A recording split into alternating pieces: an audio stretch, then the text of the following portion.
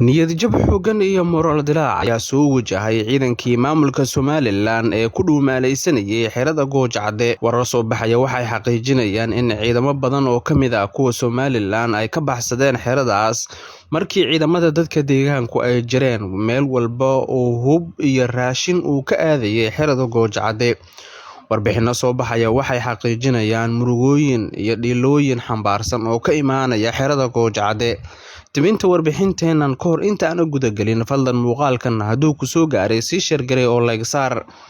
Ciidamada dadka deegaanka ayaa tan iyo markii uu bilowday dagaalka magaalada Laascaanood waxay cunaqabatayna saareen taliska ciidanka Somaliland ee xerada Goojacde. xerada Goojacde waa halka laga soo abaabulo weerarada dhiiga badan uu ku daatay ee lagu laayay shacabka reer Laascaanood. Laakiin arrinta yaab kale ayaa ah in ciidamada Somaliland ee ku sugnaa xeradaasi ay gaajo darteed uga carareen xerada iyaga oo tagay deegaanka Oog iyo magaalada Burco. Raashin ayay doonteen maadaama aagaas oo dhan lagu soo rogay xanibaad iyo cunaqabatayn, taas oo murugo iyo moraal jab xooggan ku riday ciidankii Muuse Biixi Cabdi. Sarkaal ka tirsan ciidamada dadka deegaanka ayaa xogtan iyo xaqiijiyay isagoo hadalkiisa intaa ku daray in haba yaraatay ciidamada dadka deegaanku aysan marna aqbali doonin in hub ama raashin ama cuntooyinka quuto daruuriga ah ay u tagaan ciidamada Somaliland ee ku sugan xerada Goojacde. xalay saq dhexe waliba 9 saac oo habeenimo xerada Goojacde waxaa ka baxay ku dhawaad 14 gaadiidka Cabdibillaah loo yaqaano waxay aadeen dhinaca magaalada Oog. waxaa la aaminsan yahay in ciidamadaasi ay ka niyad jabeen in ay mar uun qabsadaan magaalada Laascaanood ee xarunta gobolka Sool.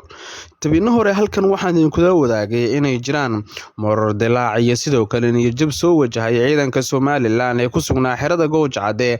Sababta ayaa looga dhigay in haba yaraatee aysan xilligan doonayn in ciidamadu aysan sii dagaalami karin maadaama cuntooyinkii quuto daruuriga ahaa ay ku yaraadeen xerada Goojacde, hubkii uu gabaabsi yahay isla markaana tabar iyo taagba ay ka dhamaatay ciidankii Somaliland ee ku sugnaa gudaha xerada Goojacde. saraakiil oo hormuud u yahay generaalka gacmaha dhiiga badan ay ka daadanayaan ee Mahad Cambaashi ayaa la aaminsan yahay inay bixiyeen dadaal walba oo ku aadan in ciidamada lagu qanciyo inay sii joogaan xerada Goojacde, balse saraakiisha qaarkood ayaa laga cabsi qabay inay isdagaalaan isla markaana gooda ay isdaraan. xalay xilli dambe sidaas la mid ah gudaha xerada Goojacde waxaa ka dhacay dagaal culus oo dhex maray ciidanka Somaliland kuwooda ka wada tirsan gaar ahaan guutooyinkooda qaabilsan aaga gobolka Sool.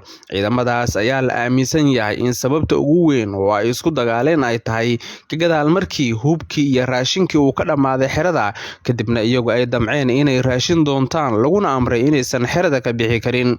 waa niyad jab xooggan oo soo wajahay ciidanka Somaliland oo doonaya inay mar uun gacanta ku dhigaan magaalada Laascaanood balse taas ay awoodi waayeen.